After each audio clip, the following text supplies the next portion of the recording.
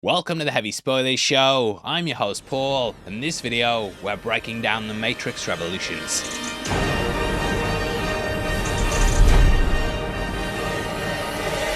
Arriving in cinemas just 6 months after Reloaded, this was a massive event at the time. It felt completely unprecedented, and I remember leaving Reloaded just counting down the days. That arrived on VHS and DVD just 1 month before it, and I was so hyped for this final entry. Like final.mp4 may need a final draft of the final film later, but we'll get to that down the line. However, when it comes to this, they very much made it a worldwide event. It was even released around the globe at the exact same time. It hit cinemas at 2 PM GMT around the world, and thus everyone got their first viewing at the same time. If you're as old as I am, and from the UK, then you might remember that movies had staggered releases. So things would often release in America sometimes years before they hit the UK. You'd often hear about how good films were, and couldn't call up your mate from Slots Light and get the film right away. You had to either get a flight or wait until it was released over here. So this was a groundbreaking thing, even though it's something, we expect as a standard today. A third film coming this shortly after felt like a major thing as well, but I actually think the close release ruined it slightly. Lots of films were filming back to back at the time though, most notably the Lord of the Rings trilogy. However, it left the creative team with no time to reflect and also the pressure of making 2 movies instead of 1. Director of photography Bill Pope explained how the Wachowskis would do a high number of takes for each shot as well. They'd read a book by Stanley Kubrick where he said actors give the most authentic performances when they're completely exhausted. So they adopted this mentality too, and Pope's quoted as saying something along the lines of, "I wish they'd never heard of that fucking Stanley Kubrick," which is a nice way to look at making movies. Overall though, the films took 270 days to shoot with everyone working long hours every day. So with this many concurrent days with martial arts and wire work, it must have been more hell than club hell. Haha! Now on top of this, they also had the video game which was developed alongside the movies. Several live action cutscenes were shot, and it just feels like a mammoth production for these 2 young directors. So the Matrix sequels feel like they fell victim to everything involved in that, and have since become a punchline. Though I feel this is by far the weakest of the 3 though, there's still a lot to love in Revolutions. So throughout this video, we're gonna go through the movie and break it all down scene by scene. With that out of the way, huge thank you for clicking this. Now let's get into the Matrix Revolutions. It ends tonight. I know it does. I've seen it. Okay, so Revolutions opens with the iconic digital rain that has become synonymous with the franchise. We hear that opening music from the previous 2 films, and while The Matrix and Reloaded were using E and F sharp respectively, Revolutions comes in G.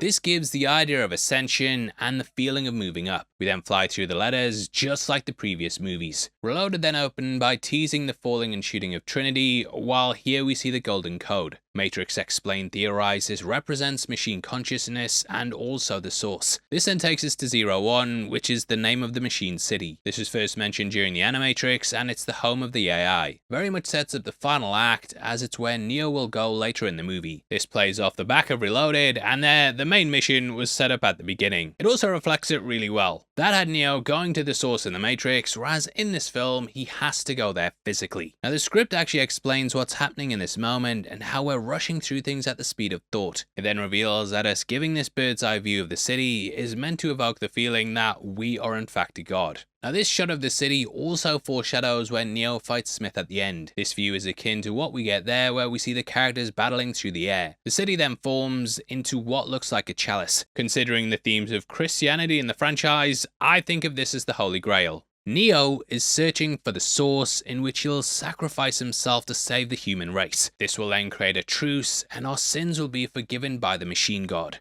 So it's all very biblical. Now it's from this that we journey to Roland and the rest of his crew. This is aboard the Hammer, with the ship's real name being Mjolnir, which you get the reference there. Beyond that though, each one of the crew's names are inspired by firearms. We have AK and Maggie, which are named after AK-47 and the Magnum, respectively. Roland, Mauser, and Colt are also weapon manufacturers as well. Searching for any sign of Neo in the Matrix, they believe he's gone there after passing out. We then cut to Maggie taking food to Neo and Bane, or well, Agent Smith. The pair lie on opposite beds, and the framing device speaks to how they reflect each other. Both wear similar clothes and are in a similar position, and both have been through similar character arcs. Smith was someone who was born into a prison and then managed to escape by rebelling against the system. This is something that Lucifer did too, and Smith also went against his own god. Neo escaped the Matrix as well, but he wants to help better humanity. This is an opposite to Smith, who only really wants to better himself. Neo is very much a Christ figure, whereas in opposite to this, Smith is the Antichrist. There is the belief that the Antichrist will come and create a period of trials and tribulations before Jesus returns and saves the day, which is a theme laced throughout the trilogy. We know from Reloaded that there's been multiple The Ones, but now he's returned and has found a way to break the cycle. It's similar to the Buddhist idea of samsara as well. Maggie then mentions his cuts may be VDTs or virtual disease transmission. Smith remarked how humanity was like a virus, and I love the way they kept this up as he became human. Now we learn that Neo's brain activity has the exact same patterns as somebody jacked in. After his interaction with the Source, he's been given powers to get into the Matrix and control the machines to some degree. Now it seems really weird at first, and is not really explained. The Matrix Online cleared it up though by saying he may have a chip or augment that allows him to wirelessly interact with the machines, which also explains why he can see the source code. As we know, the machines create the One, so potentially they place this within him. It is also possible that every single person comes with this, as they do have plugs in parts, and yeah, maybe it's just part of the design, don't know. However, you could explain Bane running Smith's program in a similar way. Perhaps they have computer parts as part of them, and this is why Smith was able to download himself into Bane's mind. So yeah, idea presented in the Matrix Online, and who knows, maybe he can connect wirelessly to the Matrix. Now the Matrix explained aligned this with the kid, whose backstory we learned of in the Animatrix. There he jacked out without being connected, so potentially it's a similar sort of thing. Either way, Morpheus is then told by Seraph that the Oracle wants to speak with them, which is a point we'll follow in just a bit. For the moment though, we catch up with Neo, who's waking up at the train station. This is not too dissimilar from the one in the first film where Neo initially defeated Agent Smith. This is where he started to believe, and it was a defining place for the character. The idea of waking up is also central to Neo as well, as he's introduced waking up in every single film. You might also notice the green tiles behind him and the line that resembles a line of falling code.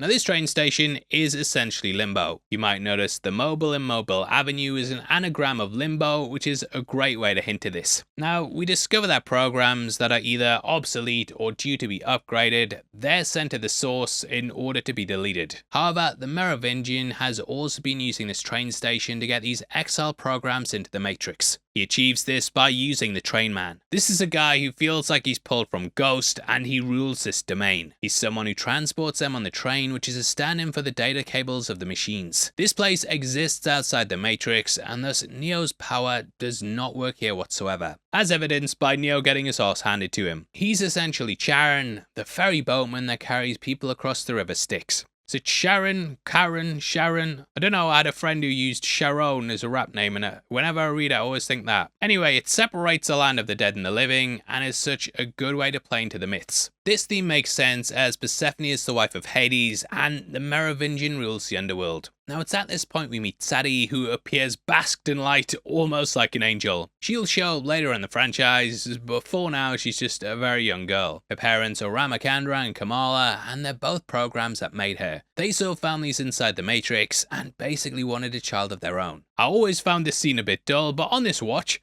I actually found it much more interesting than most of the movie. Now, if you missed our breakdown of the last film, then you might not know, but we pointed out that Ramachandra actually appeared there. We could actually see him being escorted out the restaurant, and this was after making the deal that comes to fruition here. His story's expanded much more in the Enter the Matrix game, and we learn that to pay for his travel, he had to give the kill code for the Oracle to the Frenchman. The Merovingian failed when using this, and only killed the Oracle's shell, and this is why she's got a completely new look. This canonically explains why she looks different to the previous two movies, even though it was impacted by real-world things. Gloria Foster sadly passed away during production of the two movies, with Mary Alice then taking over the role. The two actresses actually played sisters in the Broadway play Having Our Say, which is a neat little touch. Either way, Rammer explains that he's the power plant system manager for recycling operations. So he's the program that runs the operation that turns the dead humans into fuel for the ones still stuck in the Matrix. We're eating our dead, yay! Now, Rama explains that the only way out of here is to do a deal with the Frenchman. He also explains how he loves his daughter despite her just being code. It really goes into, what it means to be human and whether a program can have a soul and feel love. It also touches upon whether love can extend beyond being virtual. Neo and Trinity's love began in a virtual world, and this then traveled to a real one. They're obviously real people, but if you apply that thinking to machines, you can kind of see how we got here. As Rama says, I just have never heard a program speak of love. It is a human emotion. No, it is a word. What matters is the connection the word implies. A program can want something to survive deletion, and you can call it love. These programs want that connection, and thus they'll do whatever they can to keep it. It's very philosophical, and the franchise asks the viewer to stop thinking in black and white, or binary. Neo's love for Trinity is what made him stop the cycle, and thus it goes beyond all boundaries. Even with AI. I love how we see the machines as being almost like a reverse of the humans, and people escape the Matrix to find solace in Zion, whereas the programs escape the machine world to find solace in the Matrix. Which again, that plays upon the reflective ideas in Smith and Neo. Elsewhere, we see Trinity and Morpheus are taken to the Oracle. They enter a long corridor at the apartment block, which reflects the corridor to the architect's room. That was white and pristine with green doors, whereas this is drab and run down. It paints out how the two are opposites to each other, which is something we later learn. The architect is seen as the father, whereas the Oracle is seen as the mother. Throughout the trilogy, the character smokes, and this cigarette brand is called Double Destiny, which plays upon how Neo may or may not be the one. She wears yin and yang earrings and wants to help the humans, whereas the architect wants enslavement. Yin and yang also reflects Neo and Smith, and the Matrix and the real world. In the end, they must learn to coexist and live alongside each other, which is something the Oracle is striving for. So yin and yang is a great way to look at that. This mentality, however, has put her in danger. On top of this, as the Merovingian lost the Keymaker, he's now out for revenge. So since then, he's put a bounty on their heads. Poor Morpheus, he learned last movie that his whole life and belief system had been a lie. Again, turns out the prophecy of the One that was just spread by her to allow the Red Pillars to wake up and continue the cycle of destruction and rebirth. However, now the Oracle wants to help them in their goal to stop the apocalypse. Due to his belief system already being shattered though, he asks how he can even believe her, which plays into the themes of blind faith once more. His faith's been tested constantly, and he has been shown it's a trick by the machines. However, if there's an even higher power than them, then that could be controlling everything, and God may actually be testing his faith once again. So yeah, very deep and philosophical. In the end though, that was always the Oracle's purpose. As we learn in the train station, everything must have a purpose, or they end up risking deletion. That's something Smith wrestled with as well. He's been seen as seeking purpose this whole time, but after he was defeated, he was scheduled for deletion. In the end, he went against this, much like how the Oracle's going against this as well. She's further helping the prophecy and has somewhat become like a real Oracle. Neo and Smith have shown her rules are meant to be broken, and it's possible to escape the cycle. Initially though, she was just creating a loop for humanity. By putting her finger on the scale for the humans, she was just fulfilling what she was supposed to do. However, now she's going beyond this and wants Neo to succeed. Either way, we then journey to get Neo from the train man. I love how he disguises himself as a homeless person, as most people ignore him and don't pay attention to him. When the train stopped, we can also see it says City Rail Loop on 0101. In Reloaded, Trinity resets the password to Z10N0101, which reads Zion 5. In binary. Binary is of course made up of ones and zeros, and it's a nice touch having this on the train. The Matrix Explain also pointed out how this highlights the train itself's a program. Beyond that, we also have City Rail with City Phones running the phone company in the world. We also have the train man later on pass an advert for a power station, which was featured in the second film. This is called City Power, again tying back to that. One of my favourite Easter eggs comes as they get off the train though. There we can see a billboard for tasty wheat. This is something Mouse mentioned in the first film, so it was great seeing the advert popping up. Now, a chase then ensues with the train man leaping the barrel. I love how Seraph and Morpheus jump over as normal, but Trinity has to be extra and jump over it elaborately. Slay Queen! During the chase, they also run by a massive billboard for Powerade. At the time, the drinks brand had a tie-in with the film, and they even released a special Matrix bottle. Perhaps enjoying something from the concession stand. They hadn't locked things down at the time of shooting, and thus these ads were placed in digitally. According to IMDb trivia, during the film they advertised a movie called Burly Man Chronicles. This is actually the name of the behind the scenes documentary which details the making of Reloaded and Revolutions. It was also, of course, a nod to the Burly Brawl. In the film, this would actually be a film which would star the cast of the movie, so it would kind of blow your mind and really break the fourth wall, because it'd be like Keanu Reeves as in Burly Man Chronicles, starring Hugo Weaving and Lawrence Fishburne. You're like, what the hell's going on? They also have adverts for Samsung, who provided the phones for the film. Now, as they're going through the chase, we also see that Train Man has a lot of watches. Made me wonder if he had multiple stations and trains to keep track of. We also get this line, It's not like the trainman to be late. so it makes sense he tracked time this much. In the end though, he gets away and we see his parents have to let go of Sadie. They have a purpose while she doesn't, so she has to go be shepherded off to Sanctuary and they have to go back to their jobs. Neo also learns that he can't actually escape and he finds himself stuck in a loop. You could view this as a metaphor for the prophecy of the One and how everything's on a never-ending cycle. Though loop is a term used in train stations, I like how this notion also plays into it here. When the train man jumped across the platforms earlier, we could also see the word loop on the train. So it ties in nicely and it all goes into a loop until he breaks out like how he does in the eventual film. But first, the train man punches him against the wall and breaks it. This feels like a nod to the first film when a similar thing happened at the station there. Now why the train man's able to do this is because, as he says, You don't get it.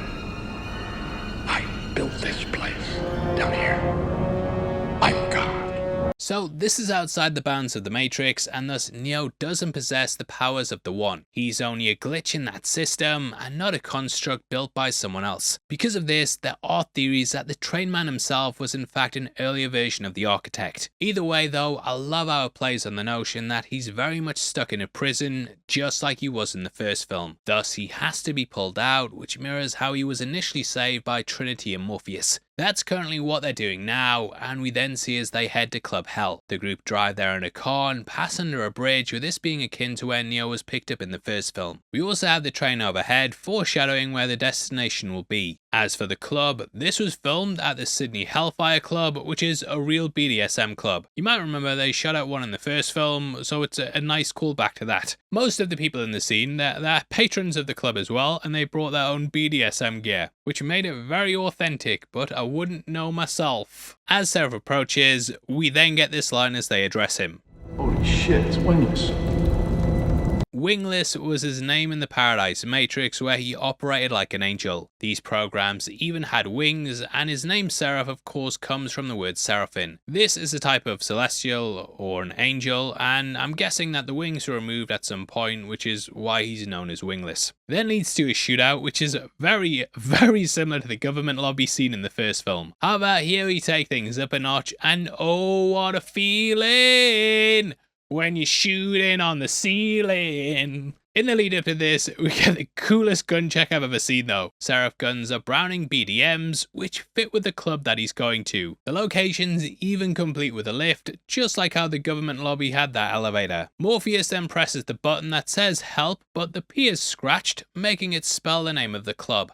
Hell. That spelling is correct with just one L as well, as it's based on the one from Norse mythology. Thus it makes the club the underworld, with the Merovingian being Hades. We then have a person asking to take their guns, which is akin to the government lobby where the security scanners go off. She gives a shocked expression here, much like how the security guard did there. Now just like that scene, we have lots of exploding pillars and some badass techno music. Trinity also does a scorpion kick, which is a move she's pulled off before in the franchise. It took her 6 months of training to be able to stretch to do this, and she even broke her leg while practicing for it. Lastly, it ends with her jumping in the air and spreading her arms out before kicking. If this looks familiar, it's because it's what she did at the beginning of the first film. It's one of my favourite scenes in the trilogy, and I love the way the guy falls out the wall upside down. Another thing you might notice here is that Trinity's wearing a trench coat throughout these scenes. This is similar to Neo's, namely the one he adopted in part 2. Now, why I'm bringing this up is because if we look at all her looks before this film,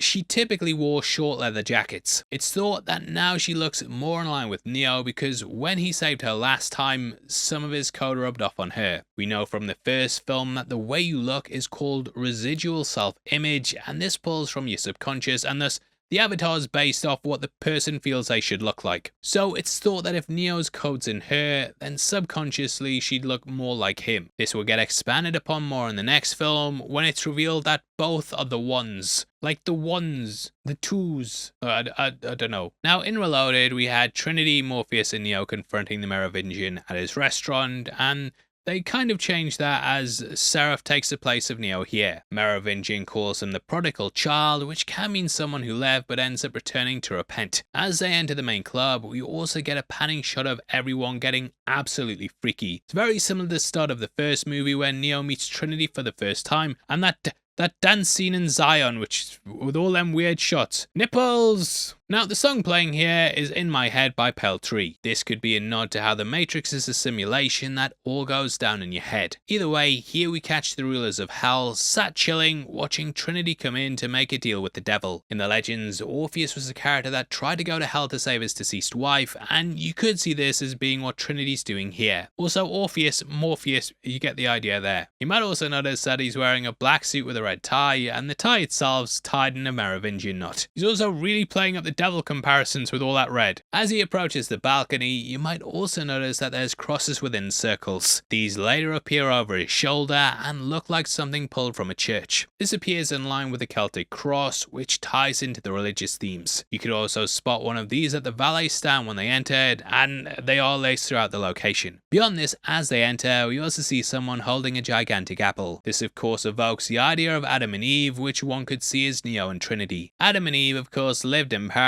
before being tricked to eat fruit from the tree of knowledge, which is sort of similar to the Matrix really. Humans live in an ignorant bliss, unaware that the Duracell batteries that are powering the machine. However, once they're cursed with the knowledge that there's something wrong with their world, they end up leaving. The real world is a hellscape, and thus the Matrix is seen as a paradise. This idea of an apple was also seen in the Animatrix, and the machines actually brought an apple as a gift during the peace talks. Playing into the devil connections here, Satan was also the one who tempted Eve, and the Merovingian is the ruler of the underworld who's trying to tempt Eve to give him what he wants. Look, the connections are there. We then see someone in fetish gear hold a gun to Trinity's head. It's incredibly similar to how Trinity held the gun as she said, "Dodge this." The Frenchman then says, The fates are too kind.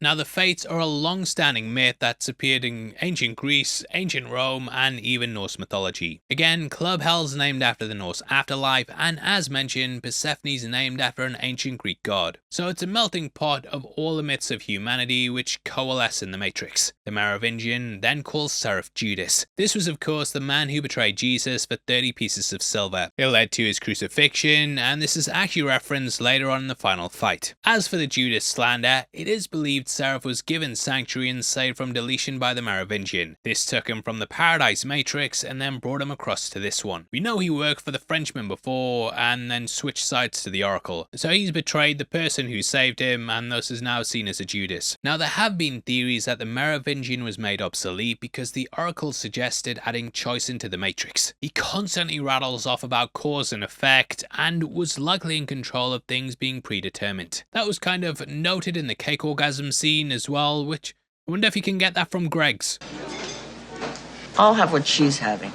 However, in the new Matrix, they came up with choices which the architect explained last time. So in creating choice, his existence would be pointless. Now, as he works to make a deal with them, he's eating 2 olives. This might be a reach, but he's literally holding an olive branch, which is a metaphor for peace. He's very much also another Luciferian figure as well. Whereas he was once running the system, he fell out of grace with those in power. Thus he's been exiled and is now running hell, well, Club Hell at least. In the end, he just wants the eyes of the Oracle, and this will allow him to see the future, which will further cement his rule over everything in the Matrix. Having these will allow him to see the choice, as currently that's not part of his programming. What else is and explains why he underestimates Trinity. The Merovingian comes from an earlier program where they hadn't fully figured out humans. Therefore, he does not understand that she's willing to die for Neo. Love is totally alien to someone who can just code anyone to love him. Persephone is the one who reminds her partner of this, and she asks for a kiss just to feel the love Neo and Trinity hadn't reloaded. He just doesn't get it though, and sees love as being more of a sexual based desire. As Engelbert Humperdinck said though,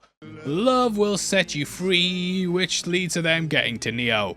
A huge shout out to our partners at Arrow Video who sell a ton of 4K Blu-rays on some really classic titles. They've got movies like The Great Escape, Silence of the Lambs, Candyman, RoboCop, and a lot more. For 10% off, click my link in the description and use the code HEAVYSPOILERS. That's 10% off in my link in the description with the code HEAVYSPOILERS. You deserve it, mate. Treat yourself. After this, Neo heads to see the Oracle one last time. The journey they take and the way the scene's filmed is exactly like the car ride in the first film, which is great. You may notice the license plate also reads AA034. AA is a battery, and according to Outdoors on Reddit, this means alert, awaken, orientated. Neo then looks out the window, and the way this is done is exactly the same as the first film. It plays into the idea of deja vu, and is him once more seeing if he can truly save the humans. Is he the one, or is the one just a fallacy? The question continues here, and yeah, a brilliant way to do it. We also get Link saying he's unable to see Neo. This is because he's not jacked into the Matrix, and thus his RSI cannot be viewed on the surface. Neo also knows that this is the last time he and the Oracle will speak. Similar to how she was using her algorithmic powers to tell he was the one, he's now doing the same thing and reading the program's determination. Continuing the mirrored shots, Neo enters the Oracle's kitchen exactly like he did the last time he visited. The objective of these conversations is handled slightly differently though. Originally, Neo wanted to know whether Morpheus was telling the truth that he was the one. Now he wants to know if the architect was telling him the truth that being the one was just part of the program, which is such a brilliant contrast. You can also hear the song "I'm Beginning to See the Light," which was used in the kitchen scene in The Matrix. Now with the Oracle, we see her and Sadie baking cookies. Cookies are of course also a browser term, so it's nice they brought that across. Now while they were cooked in the first film, yeah, they're just getting prepared. I did wonder if there was a hidden meaning behind this, and do have a little theory time about why she's included Sadie. I believe that the Oracle knows that she's gonna die, and thus is passing on her knowledge to the next generation. In being able to manipulate the code to make cookies, she's showing Sadie how to become the next Oracle. You've got to use your hands. Why? Cookies need love like everything does. This is the key ingredient, and it's showing that Sadie must make the programs with love. In the first film, the Oracle gave Neo a cookie when discussing him falling in love with Trinity, so potentially it's playing off that. It's clear that Neo's no longer something she can view and manipulate though. I was hoping to have these done before you got here. He arrived before she thought he would, showing her foresight no longer works with him. The Oracle then offers him a candy again. Once more, you might notice the candy looks a lot like the red pill. In Reloaded, he never ate it, but he did take it. Here it's waved away, and it shows him changing and growing. It's a big reminder of the path that he's on. He's gradually moved away from needing the red pill as an awakening, as he's resolute in his mission. She hints that Neo does indeed have free will, despite the prophecy, which is an important point. Now, like the Oracle says, you can't see beyond a choice. If she told him everything there and then in the first movie, he wouldn't have understood any of it. Then why didn't you tell me about the architect? Why didn't you tell me about Zion and the ones before me? Why didn't you tell me the truth? Because it wasn't time for you to know. Philosophize with him. As he has lived experiences, he does now. The architect himself does not understand anything, as he simply observes rather than living it. Neo had to go through the steps of the One in order to understand why to make the choices that he did. Had he just sat back, disconnected, and then been given the choice of whether to destroy Zion and then reboot, he probably would have done that. How about going through the steps with people along his way, finding love? All that made him make the opposite decision. So it's very important that the Oracle showed him the path and then allowed him to walk it. If she just said, here's what's going to happen, then he probably would have just chosen the logical thing, which was to side with the architect. Love is the key, which is such an important theme. He doesn't understand them. He can't. The architect just couldn't understand why humans gave up the Paradise Matrix, but it was because we make irrational choices. There's no logic behind what we do. Like, people will watch an amazing video on the Matrix and still not hit the thumbs up. It's crazy. They should also check out our merch store right below the video as well. There we've just launched our new Last of Us double-sided t-shirt. We also have our Invincible-inspired Terminator one as well, both of which are brand new. Whether you want just the simple design or even a double-sided version, it's all there for you. It all goes towards helping videos like this get made, and huge thank you to everyone who picks one up.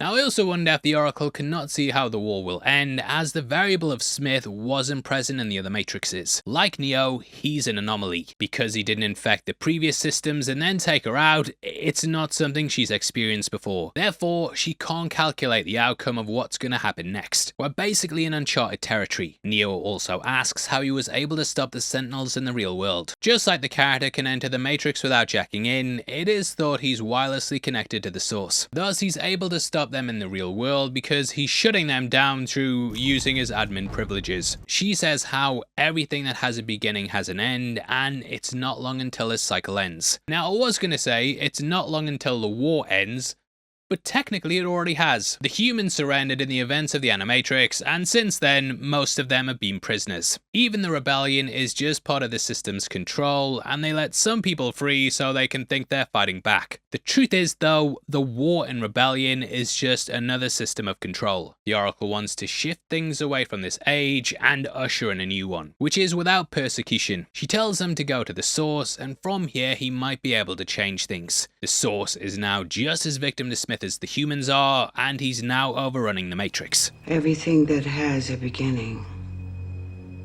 has an end. I see the end coming, and you are all that stands in his way.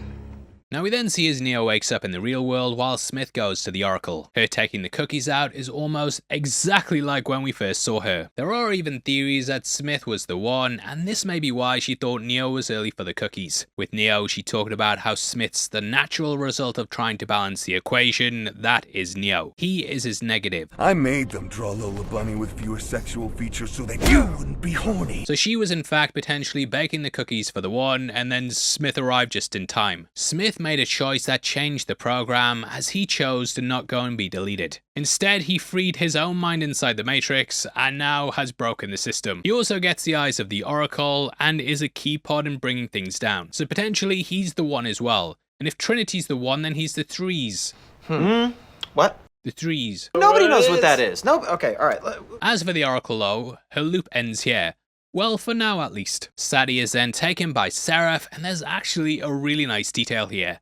The entrance to the kitchen has a bead curtain on the doorway, and this means that a figure entering has to bow their head. It's something that we see Smith do as he enters as well, and also something that Neo did in the first film. Why this is important is because of its ties to religious culture. Temples sometimes have this because it forces those who enter to seem like they're bowing. Thus they enter in a stage of humility, and bowing your head is of course seen as respectful. These beaded doorways often lead to someone of great importance when they're used in a temple, which is also why they were picked for the Oracle. Now with Seraph and Sadie, we see a lot of Smiths coming up the stairs. Just before this, they cut the power, which may be playing off what happened in Reloaded. There, Neo had the power plant destroyed so that he could go and see the architect. They of course also cut the power in the first movie, and this moment's similar to what happens there. Smith arrived just after they went to see the Oracle, and he brought with him a SWAT team. They were obviously individuals, but now it's all Agent Smith. Smith also turned into one of the SWAT team members, but now he's turning everyone into him, which is a great way to play off that moment.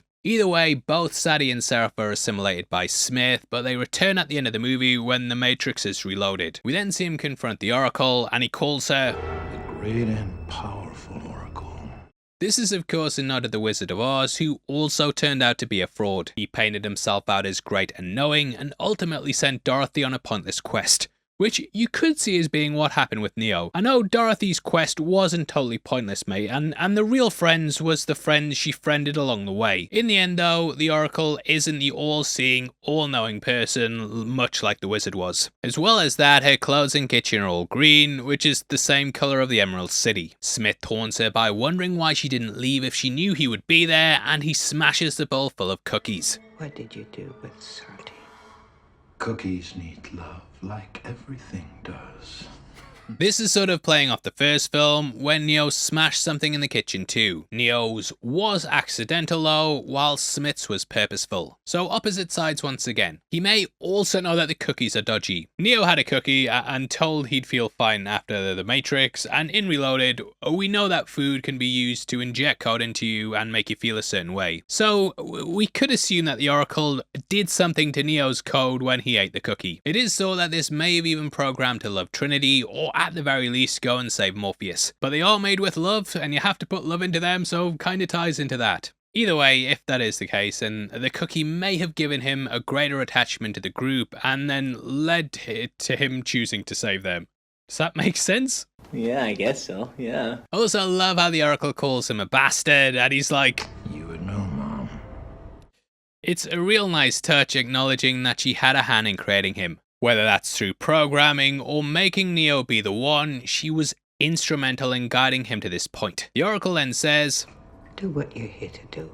this could be a nod to Matthew 26:50 in the Bible, in which Jesus said to Judas, do what you came to do. She knew she'd be betrayed by those she once loved, just like how Jesus was betrayed by Judas. Absorbing her, I love the code shift and the other Smiths being slightly scared by what they see. Smith then removes his glasses, and this highlights the sight he's now been given. The villainous laugh always kills me, and what a hilarious way to end the scene.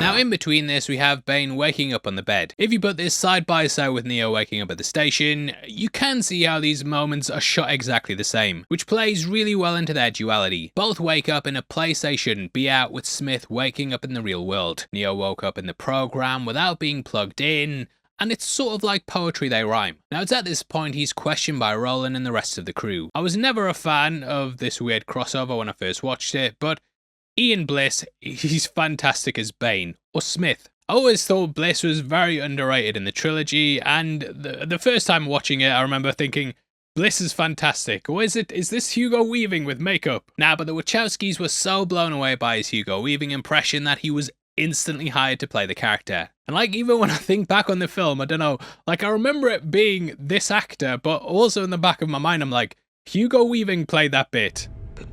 Why would I do something like that to myself? Unless, of course, I wasn't myself.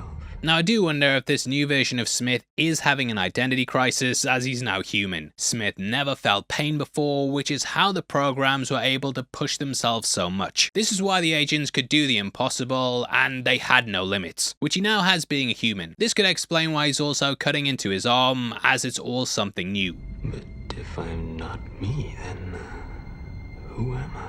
Who Am I plays into the philosophies of Descartes, who we discuss in our breakdown of the first film. These thinkings discuss self, reality, and whether one knew if they were really in a dream world or not. The name of the character Bane also works really well, as Bane in Old English means poison. He is indeed slowly poisoning both the real world and Matrix, and his virus attacks are causing lots of damage. Now Roland essentially says to torture him to find out the truth about what happened on his ship. As we know, he launched the EMP that ruined Zion's plans to stop the machine charge. So he's a baddie. Sir, we found her. Finally, they find the logos, which you can see the other side of during the game. That had Niobe meeting the Oracle and being told that she had the choice to help Neo or not. It was explained that He touched the source. Now he lies trapped in a place between your world and ours. Smith then showed up and chased either Niobe or Ghost through the city, depending on who you were playing as. You then had a chase in the real world where sentinels followed the ship. In the end, you managed to escape, which brought the characters here. It was thought they were lost, and this happened when they used their EMP to destroy a whole lot of sentinels. Luckily, the crew are alive and found by the hammer. We also know that Niobe and Morpheus have a history, and that they still sort of love each other. I really like this shot where we see them side by side and she's wearing the same tatty sweater as he is. It shows how they're still connected, and we see how they're both really headstrong and stubborn people. Cutting back to Zion, we hear it's a dire situation and that the humans have no chance of winning. Thus plans are mounted to fall back to the temple. Locke wants to use all the APUs and half of the infantry. I like how we see the spiritual side of the council though, and they seem shocked that Locke would want to give everyone a weapon. They ask about the Nebuchadnezzar, and Locke says it's likely the fleet are all dead, including his girlfriend. While Locke is pragmatic and a realist, the council just seem interested in Neo. They don't seem to be worried or scared, thinking their religion's gonna save them. However, you need people who have realistic perceptions and also ones that have hope, which is something that the Oracle also told Niobe in the game. She says that everyone's important, as they're all people who'll help Neo on his path. The path of the one is made by the many. I have a role to play, just as you have yours. That's the same for the rest of Zion, and every single person has their own part to play. The defense is then prepared with Z making shells. It really reminds me of the defense of Helm's Deep and feels like a last stand. It's desperate and everyone's having to fight, which speaks to how bad things are. We also see as the kids attempting to help by moving about ammo. Guy drops them like a comment below the video. He also lies about his age so he can join the fight. It reminds me of some of the World Wars where you'd hear people were too young but they'd still sign up anyway. How old are you, kid? 18. Should have said 16, I might have believed that. For example, Sidney Lewis was killed at the Battle of Somme in 1916 at just 12 years old. So there's definitely these things that happen in war, but as he says, machines don't care how old I am. They'll kill me just the same. That's the goddamn truth. He gets dressed down by Captain Mifune, which reminded me of a latter version of the drill sergeant from Full Metal Jacket. Holy Jesus. What is that? What the fuck is that? What is that, Private Pyle? Meanwhile, we see the logos getting reset and prepared to fly again. The way this scene's set up, it kind of reminds me of the way they repair the Millennium Falcon inside the Worm in Empire Strikes Back. Lots of mist on the ground, it's really murky, but drop it below if you think that's a reach. Anyway, Sparks notices the Matrix feed is slightly off, and this is due to Smith being inside of it. The two crews then work out a plan with Neo wanting to fly to the source. The others want to get back to Zion, which is where they can help defend the city. I love how Neo also knows the way to the source, as before his mind planned a route kinda like a GPS. Though initially he wants to go alone, Trinity is ride or die. This also solves the issue of the hammer not being able to follow the logos. Niobe offers her ship up, and this is the choice that the Oracle told her. So we have both sides of her advice before coming together. The Oracle told Neo to go to the source, and she told Niobe she'd be given a choice. While she never believed in the prophecy, she believes in Neo the person. Seeing it happen out in front of her has kind of changed her mind and finally affirmed her faith. I did wonder if them standing around the table like this was also a play on the Last Supper, but that might be a reach as well. Lots of reaches in the video. Either way, we see Maggie's killed just before she injects Bane with Truth Serum. It somewhat mirrors a scene from the first film where agents gave a serum to Morpheus. This would tell them the codes to the Zion mainframe, and it very much worked in the same way as a Truth Serum. However, here Bane stops Maggie before she can do it. We then see Neo saying his goodbyes to Morpheus. It was an honor, sir. No, the honor is still mine. This is a callback to the first film, where we got this interaction in their first meeting. It's an honor to meet you. No, the honor is mine. Anyway, it's at this point that Bane launches an attack on Trinity and Neo. Ian Bliss gets the Mr. Anderson line read down perfectly as he holds Trinity at knife point. Mr. Anderson. He also just relishes going off about how much he hates them. No one ever got away from me as many times as you did. Every single time I thought it was the last. Every time I was sure we had you, but somehow you'd slip through our fingers. I really can't express just how aggravating that can be. We saw an example of that in the opening of the first film, and by the sounds of it, she'd constantly get away from him, including in the Animatrix as well. Smashing his head like the like button, she manages to get away, and Neo comes in to help. Holding the lightning gun thingy, we know this isn't accurate enough to just shoot Smith. After a fight, he also holds Neo at gunpoint and says, "Somehow familiar, isn't it? We've been here before, you and I, remember?" This is a callback to the first film when he shot him at the end. Bane also talks about the smell. The stink of it filling every breath, a suffocating cloud you can't escape. Disgusting. Smell is something that really triggers him, and we saw this in the first film. It's the smell. If there is such a thing.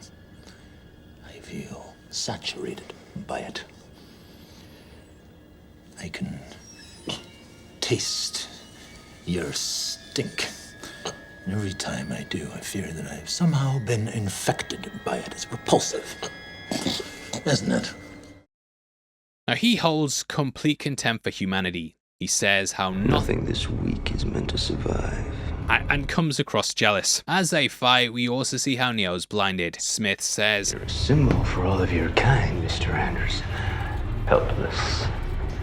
Just waiting to be put out of your misery." However, Neo still gets the upper hand on Bane and is able to see him for how he really is. I love this fire view, and they handle the gory head smashing in a really creative way by just showing it through the vision. Neo then essentially becomes somewhat a blind Messiah.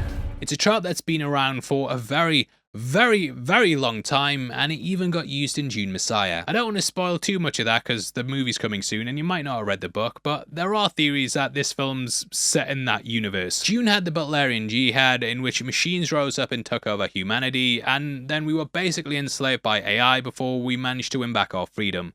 That happened 10,000 years before the events of Dune, but lots of things line up with this franchise. Thus, people have drawn that connection, and I do think there's some ties there.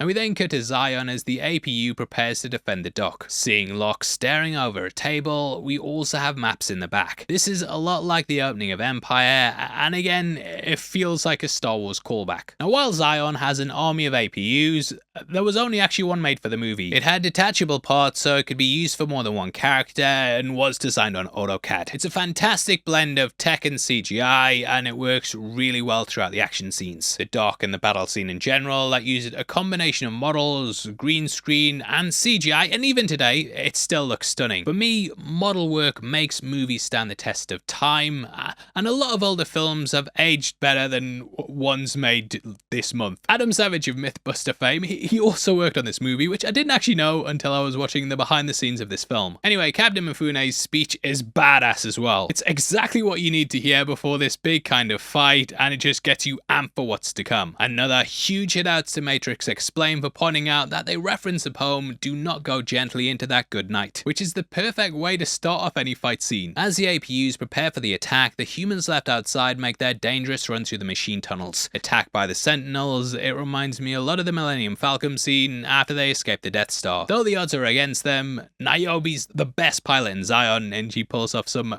very slick moves. Holy Christ, I didn't know this ship could do that. They're then swarmed just as the APUs make their final stand. To Doc, Crane, and Drill, they were both gigantic models, and you really get the feeling that they're actually real things. In total, this entire sequence cost $40 million, and it lasts for around 17 to 18 minutes. It looks amazing, really cool, and I don't know if it's intentional, but they all hold their guns sideways. The cool way. Hey Chief, can I hold my gun sideways? It looks so cool. 4K as well, the 4K in Dolby Vision, it looks fantastic, and the Atmos soundtrack just blows me away every time I hear it. As far as cinematic experiences go, this is one of the best when you watch it with a good setup. And I'm not getting paid to say that. Go buy yourself a really expensive TV and Atmos surround sound system. Now we then see the other volunteers of rocket launchers to take out the drill units. I did wonder if this was a reference to the Stinger teams that were used in Afghanistan. During the USSR invasion of the country, the US funded the Mujahideen, and the Stingers changed the game. They have some great moments, such as being hung over the edge to make the shot, and it varies up a lot of the action beats. The swarm looks amazing too, and we see as they take out the crane while Z's team head to take out the drill. If you didn't know, Z was actually supposed to be played by Aaliyah, but she sadly passed away during production. Niobe also races towards Zion, and this sequence feels kinda like it's playing off the highway chase from last time, but what would happen if it took place in the real world? Like the real world, not the real, you know what I mean. The tension and loss of hope is fantastic though, along with the pacing. I do, however, crack up when the Sentinels use the big dish thing to communicate. Reminds me of the ear horn in Wild Wild West. The hammer arriving though, that's gonna be the saving grace, as the EMP will knock out the Sentinels. However, it will also destroy the human defenses, but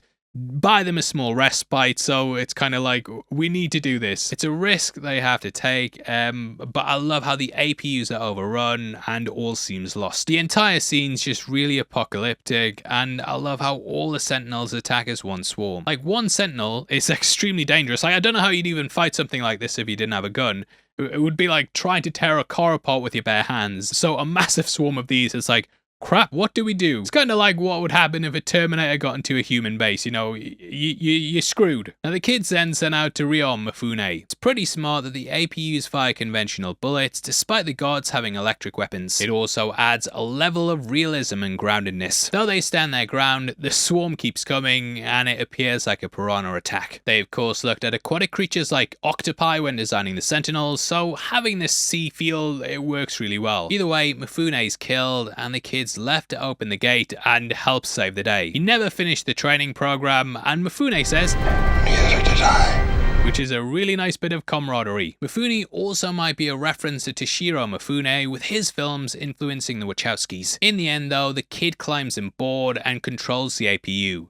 I love how he struggles at first and he walks like a kid trying to walk for the first time. Really great touch that adds more tension and obviously plays into how he's just a kid. With a little help from Z, the kid manages to shoot the door chains and says, Neo, I believe. Now, this is the same thing you said in the Animatrix just before he woke up. Neo, I believe. Belief is of course a major thing in the franchise, and it's what drives almost every bold move. He's beginning to believe.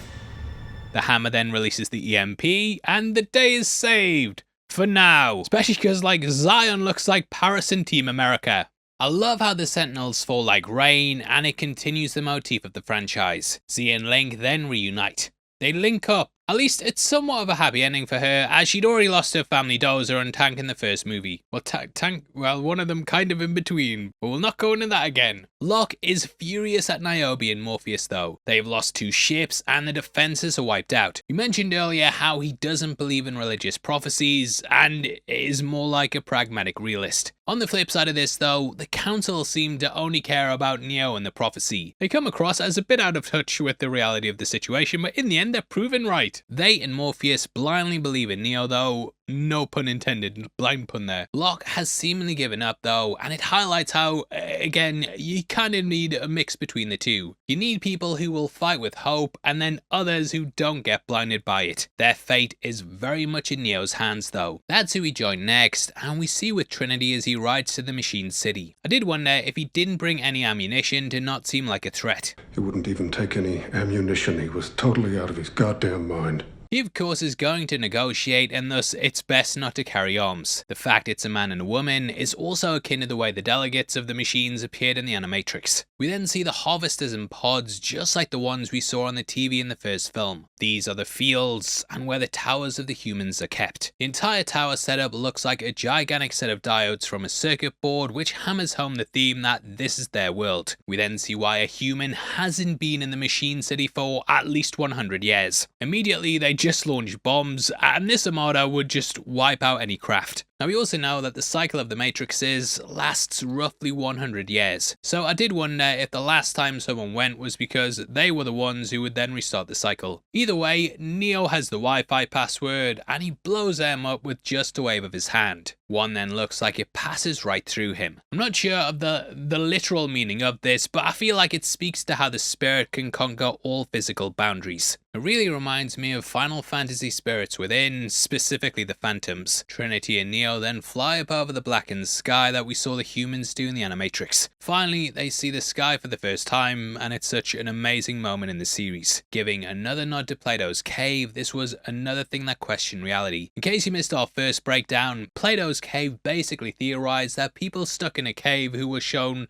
nothing but shadows on the wall, they would think that that was all reality was. Upon stepping outside though, they'd see they just had a limited understanding. In the analogy, they then go out and look at the sun, which is akin to what happens in this moment. It's heavenly and a breath of fresh air that feels like it's playing into a religious awakening. Until they plummet back down, back to reality. Back to life, back to reality. I do wonder if Fede Alvarez took inspiration from this for Alien Romulus, as there the kids see the sun for the first time, and the scenes are very similar. In the end, it leads to Trinity being impaled, with her pose mirroring the end of Reloaded. As they come crashing in, if you slow down the clip, you can also see her being impaled by the wires. She then basically says, "You brought me back once, but not this time." No resurrections this time.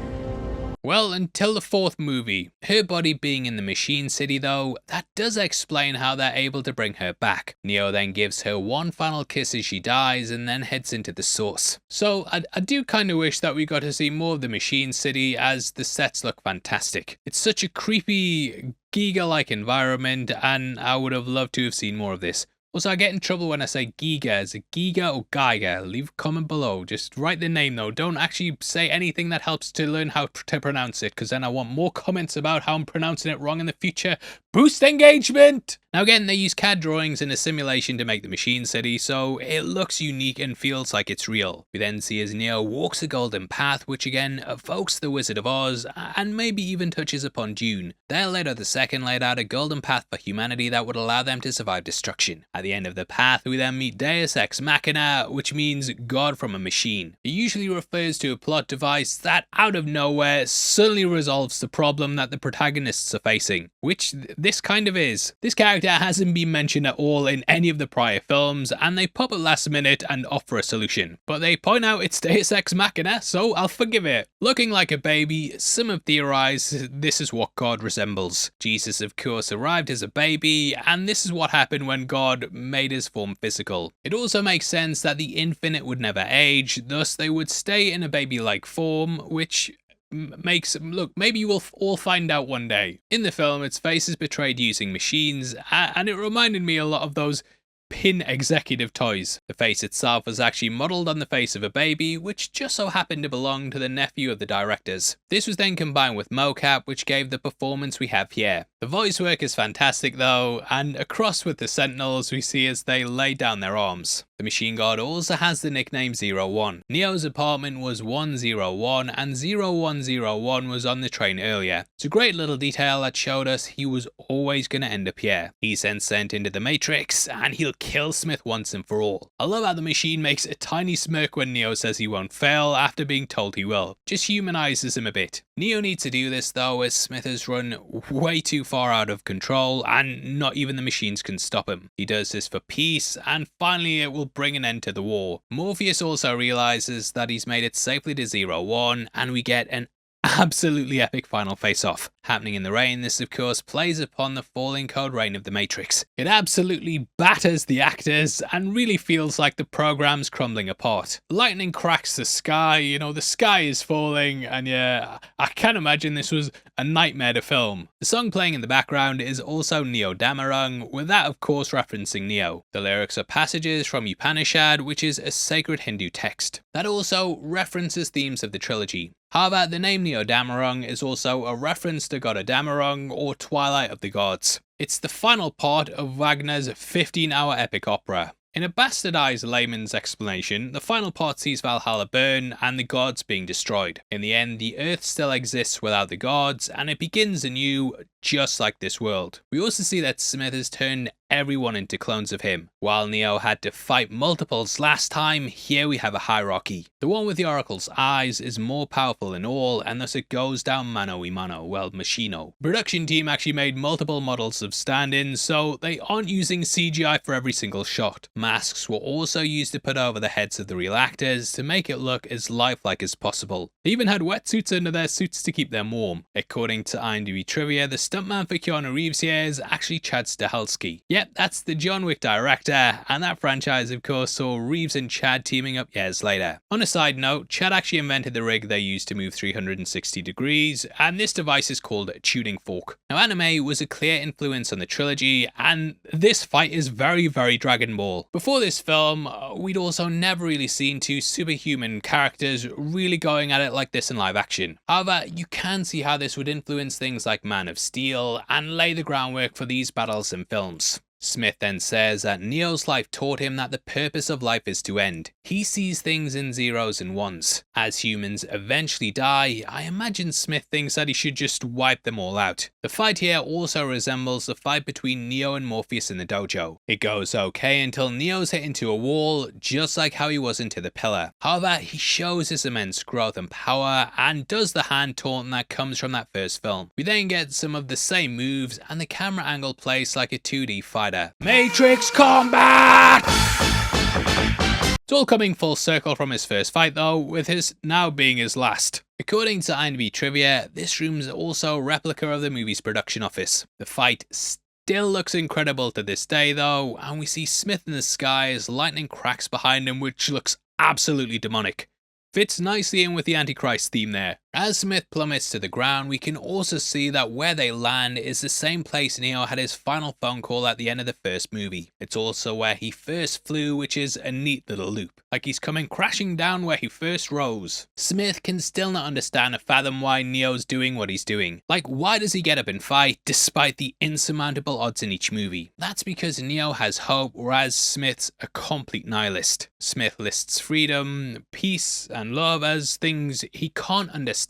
Peace and love, peace and love. Even though he has this incredible, immense power. To him, no, everything must have a logic to it. Smith has seen the Matrix and the real world and as much of humanity as possible. However, he still can't understand it because life doesn't really have any logic, at least on a level that a computer program can understand. The machines may have been humanity's foe and jailer, but the humans were always needed. They got as close as they could to understand love and humanity, but in the end, it's just still alien to them. Smith just sees it as everything ending, so why keep going in the first place? Neo breaks down this rationale though, and simply says, "Because I choose to." Which, if you're a human, I think it makes sense to you. Now this slow motion punch here does look a little ropey, and they actually designed it to make the raindrops look like ones, because Neo is the one. Smith then says, everything that has a beginning has an end, but he doesn't understand what or why he said as Neo gets up. However, to Neo, this is a message from the Oracle. Everything was predetermined and Neo's assimilated, but we then get a brilliant shot. Neo has angel wings and there's even a cross on his body. His arms are also spread out in a crucifixion pose, and here he's dying for our sins. The machines send a jolt of electricity into Neo after he's assimilated, and this then kills every single Smith. This was the end of the cycle, and he absorbed Smith into his body so the machines could then wipe Smith out. Smith couldn't see past Neo's choices because, as the Oracle said, we can't see beyond a choice that we don't understand. This is why the agent couldn't handle it, as he didn't understand anything to do with choice. Neo finally understands the choice he has to make though. He had to be turned into a Smith for the machines to zap his body, which leads to Smith's code then being purged. The directors also explain Neo's choice in the game The Path of Neo, which is great as well. Neo stands on the verge of Satori, ready to resolve the paradox of choice and choicelessness, of free will versus fate, but that can only be achieved through an act of surrender, which occurs after he has abandoned the perspectival nature of truth, accepting the totality of present consciousness, which ultimately allows an evolutionary transition, transcending the Cartesian dilemma through the emergence of delimited spirit, which then provides the world with a choice of a third path, the path of Neo, the path of peace. Britannica also says Satori is said to be unexplainable, indescribable and unintelligible by reason and logic. So that's why the Oracle, Smith and so on and so forth, they could not see what he'd do. They are reason and logic, and that does not exist here. We then see as the avatars return back to normal, and I love this top-down view. Feels like a level on Bomberman, and it turns everyone back to normal, including the Oracle, who we catch lying in the crater. Along with this, as the Matrix turns back, we get Sati along with a black cat. Pat yourself on the back if you get the black cat glitch thing. That of course highlights when something's been changed in the Matrix and things are now being altered back. Joining the Oracle at the bench, according to IMDb trivia, this has a dedication plate that says, "In memory of Thomas Anderson." This is also the first time that an actual blue sky is seen in all three films. Typically it's given the green tint to it, but this highlights how things have been changed. We also hear how Sati made the new sunrise, and this explains why she was saved by the Oracle. She's someone who can bring a new light to the Matrix, and I believe that children are our future. Teach them well and let them lead the way. The colours of it are also a mix, showing how there will be a time of enlightenment and change like never seen before. The kid also goes to spread the word that the day's been saved, and he acts like a disciple spreading the gospel. Is this real?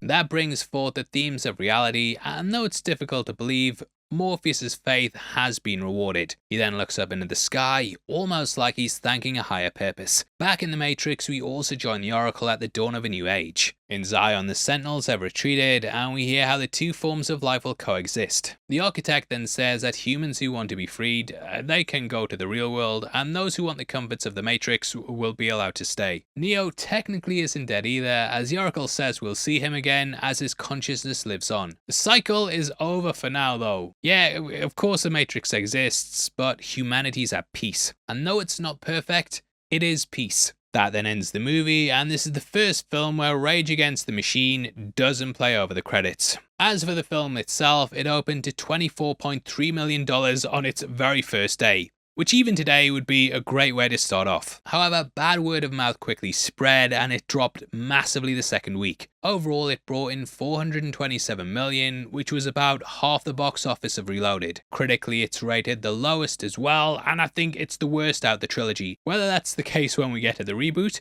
we'll talk about it in 25 years when I finally do the breakdown. You suckers. Now, I'll be back sooner than that, I promise. But yeah, let me know your thoughts on the movie below. Did you know that members of the channel, you also get early access to videos just like this? If you click the join button, you get at least one breakdown a week before anyone else. It costs just 99 cents a month, and we've tried to set it where hopefully it's not a lot to you, but if a lot of you do it, then it will mean a lot to us. Again, our merch store is right below the video as well, and if you want to watch something, then we've got a big breakdown on screen right now. Huge thank you for sitting through this one. It's been great going back through this trilogy, and like I said, I will be back soonish for the next one, I promise. We will see him again, as the Oracle says, or whatever she says. But yeah, see you on that one, and with out of the way, thanks for watching this one, and have a good one, mate. You take care. Peace.